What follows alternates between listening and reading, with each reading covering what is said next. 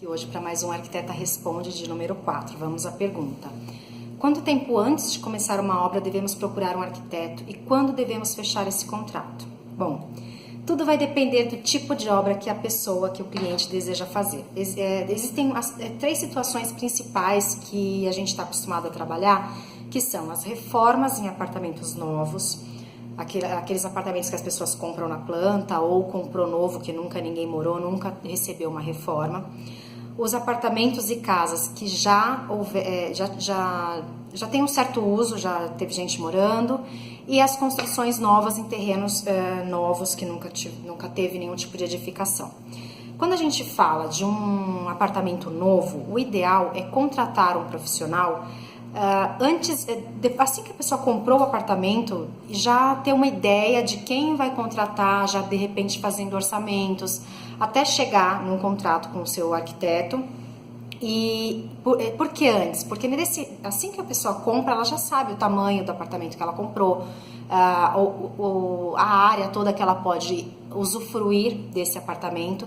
E o arquiteto, já tendo essa ideia, ele já começa a trabalhar com a possibilidade de quebrar uma parede, de uma decoração e assim sucessivamente. Então, e até mesmo o arquiteto ele é bem importante na primeira vistoria, que é quando o proprietário é chamado e aí as engenharias fazem os acompanhamentos para poder ver o bom funcionamento daquele espaço, se não tem nenhuma trinca, se as cerâmicas estão bem instaladas, se a água está correndo para o ralo da forma que tem que ser, se a janela está funcionando e assim sucessivamente. E daí dá sequência em toda a papelada que o condomínio exige, que os órgãos exigem, os documentos, e aí então começar uma obra com uma certa tranquilidade e o arquiteto tendo sido contratado com uma certa antecedência, facilita até no pagamento, que o cliente, quando for entrar com a obra, ele já tem o valor mais diluído na questão das parcelas, enfim, aí depende de acordo contratual de cada profissional com o cliente.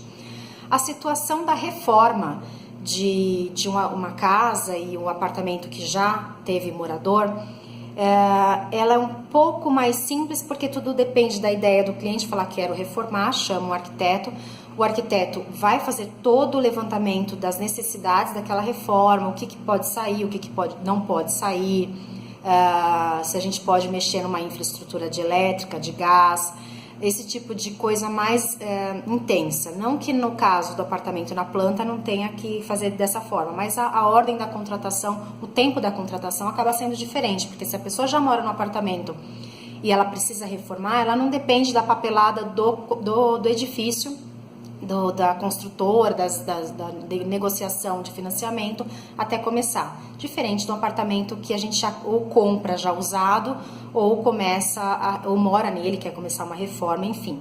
Lembrando que sempre o arquiteto tem que estar presente, tem que ser contratado por conta das normas e legislações que a gente tem, principalmente na questão de reforma, enfim, tem que dar entrada na prefeitura quando é casa, tem que pedir regularização, se for o caso, de acréscimo de área numa casa. Então, sempre o arquiteto deve ser contratado. O tempo, que é a pergunta, né, quanto tempo antes, é nessa ordem. A pessoa teve a ideia de reformar, pode chamar o arquiteto e começar o processo, e aí o arquiteto vai saber da melhor forma como conduzir o tempo do início da reforma, que é sempre assim, eu quero reformar, tem que ser para ontem, mas não é dessa forma que funciona. Tem o tempo de projeto, o tempo da entrada na prefeitura, das documentações, no caso de residências, de casas. Apartamento não, apartamento é uma coisa mais indireta, que é direto com o condomínio e não necessariamente com a prefeitura, com a subprefeitura local. E, por fim, a construção num terreno novo, que é o que demanda mais atenção, eu diria assim, porque envolvem outras situações. Eu acredito que o ideal seria que todas as pessoas, antes de comprar um terreno, chamassem um arquiteto para ajudar a avaliar aquele terreno. Se é um terreno bom para receber determinado tipo de construção, fundação, a ideia do custo-benefício, porque às vezes o terreno ele é um terreno que não aceita determinado tipo de fundação, por ser muito arenoso ou ter o lençol freático muito próximo, e aí o cliente tem que investir um valor muito mais alto numa fundação específica para aquele tipo de solo. Então tudo é válido dessa forma, por conta da experiência e do estudo que a gente tem. Claro, dependendo da situação do terreno, o ideal sempre é chamar um engenheiro agrônomo que tem maior técnica para esse tipo de situação. Mas o arquiteto também é apto a resolver esse tipo de problema.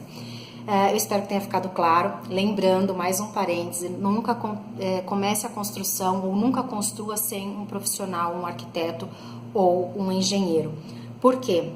Da mesma forma que o advogado entende das leis civil, trabalhista, enfim, nós entendemos das leis da construção civil. Existem muitas pessoas que falam assim, mas a casa é minha, eu faço o que eu quero. Não é bem assim, a gente precisa seguir uma regra, sim, tá bom? Espero que tenha ficado claro. Tchau, tchau, até semana que vem.